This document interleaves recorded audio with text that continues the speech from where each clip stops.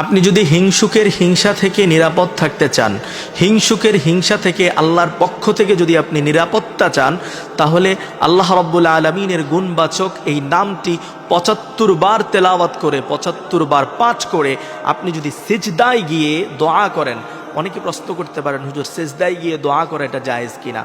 সকল মুফাসসির, সকল মুহাদ্দিস, সকল ফুকাহা একমত যে নফল নামাজ পড়ে আপনি সিজদায় গিয়ে দোয়া করতে পারবেন, এতে কোনো সমস্যা নেই। কিন্তু ফরজ নামাজে সিজদায় দোয়া করা এটা বৈধ নয়। এজন্য আপনি নফল নামাজ আদায় করে সিজদায় গিয়ে আল্লাহ তাআলার এই একটি নাম ৭৫ বার তেলাওয়াত করবেন।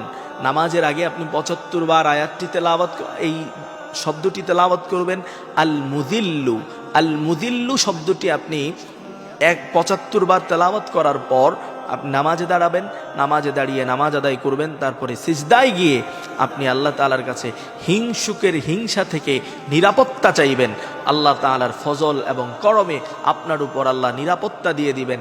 হিংসুকের হিংসাকে আপনি ধূলিসাৎ করে দিবেন। আল্লাহ তাআলা আপনাকে নিরাপদ করে দিবেন ইনশাআল্লাহ। আল্লাহ তাআলা আমাদেরকে আমলটি করার তৌফিক দান করুন।